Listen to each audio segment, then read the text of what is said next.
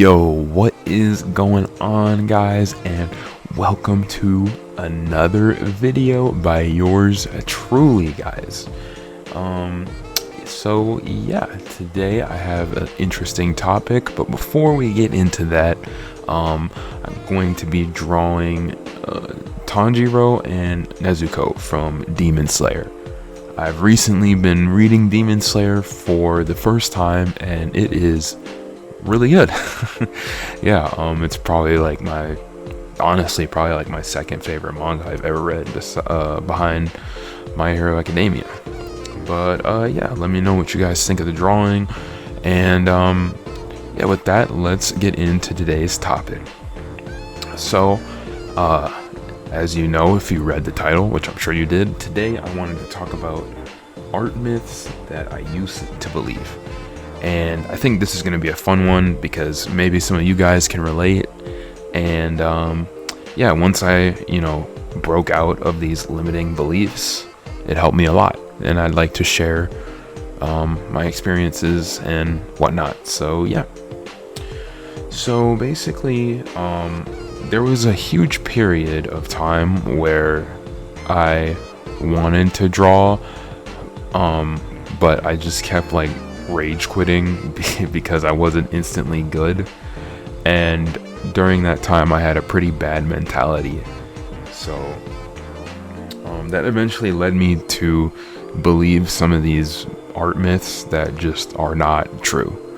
And the first one, which I'm sure a lot of you can relate to this, is using reference is cheating.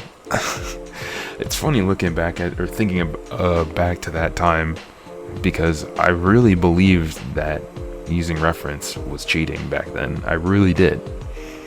And it's almost ridiculous to even consider that these days, because the truth is you need reference to learn. How do you expect to draw the human body if you never study from a human body reference? That's just ridiculous to even think about. But yeah, I used to just be like, yeah, reference, that's cheating. I don't do that. I'm so cool. And I mean, it's kind of funny because I did not use a reference for this drawing. Well, I used a reference for their outfits and all that, but for the poses and stuff, that's from my imagination. But it's not because I think that it's cheating. It's just that when I draw, I want to have the skill to be able to create what I want from my head with as little reference as possible.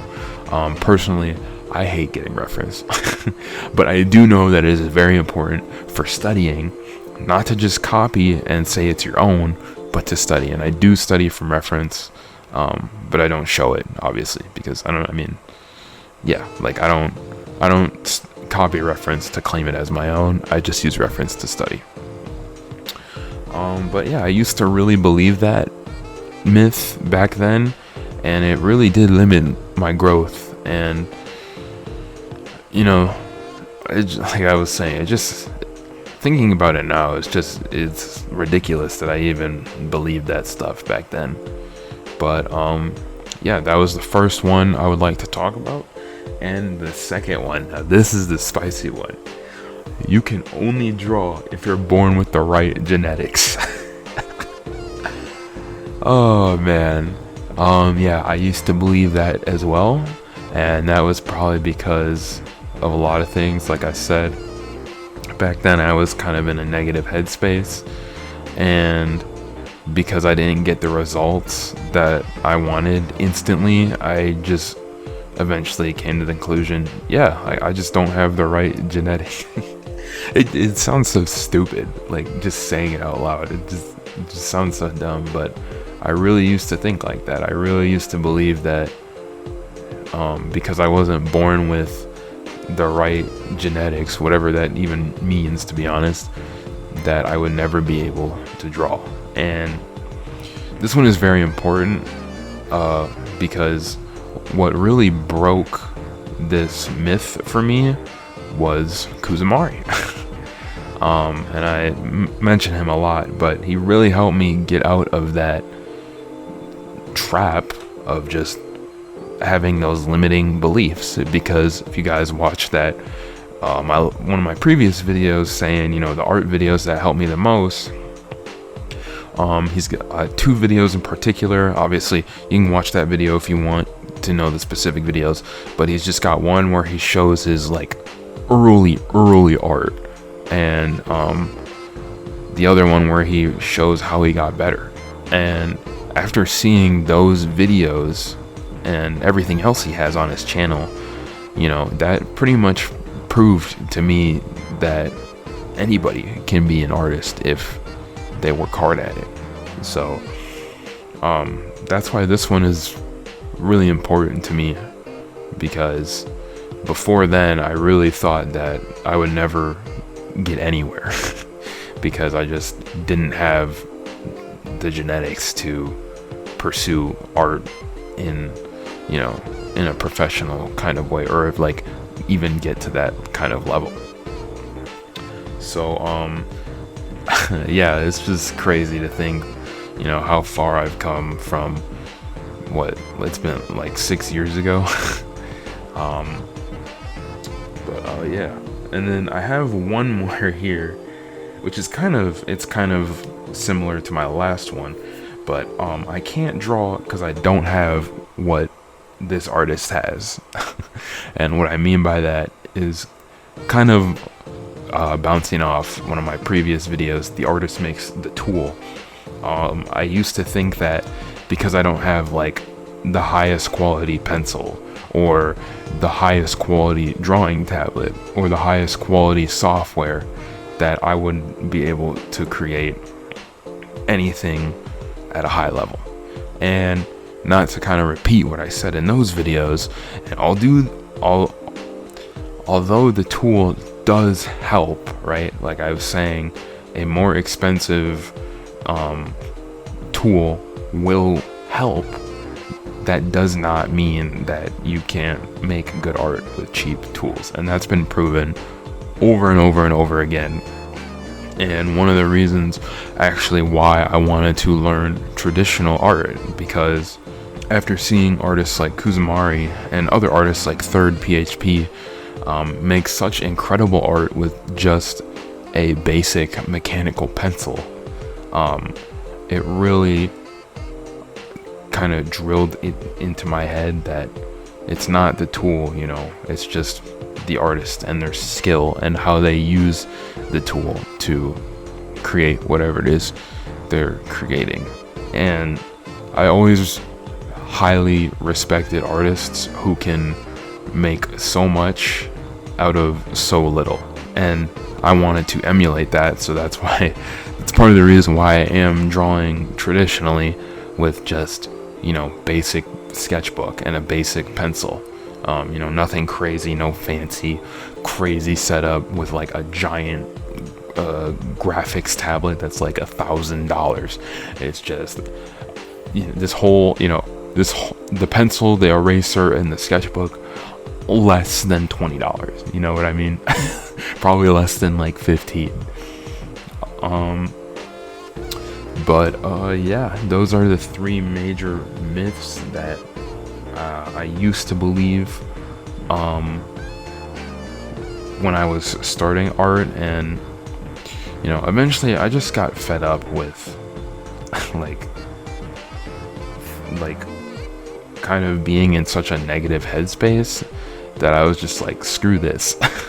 And once I got over those hurdles, thanks to artists like I was saying, like Kuzumari, Third PHP, a bunch of foreign artists who I don't know how to say their name, and, you know, whatnot, thanks to them, it really helped me break out of that negative mindset. And I'm hoping that I can do the same for anybody out there, really. You know, I know I'm not the greatest artist in the world, but I do think that with what I know now, and, you know, how serious I am about art, that I can get to that level that I would like to be at, or get to a high level and inspire people just kind of like the way those other artists that I just mentioned did.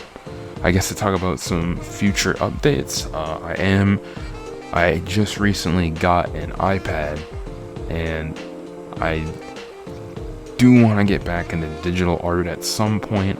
We'll see how drawing on the iPad goes. I've never really tried to draw on the iPad seriously.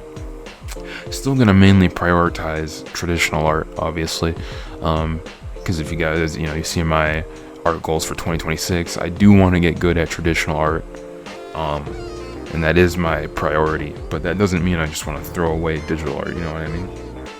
So that's pretty exciting, and I've been trying to just like kind of cut out a bunch of like distractions, mainly like YouTube, to be honest with you, and just instead of watching like a YouTube video, just maybe like read some manga or watch anime instead, because those are going to inspire me to draw more than just some random YouTube video that I'm going to forget and get nothing out of. And it just kind of takes up a lot of time. By the way, for this Nezuko drawing, I drew the thumb of her, from our point of view, her left hand. I drew the thumb on the wrong side, and I keep doing that, but this time I caught it. So yeah, this time I caught it. Just wanted to mention that.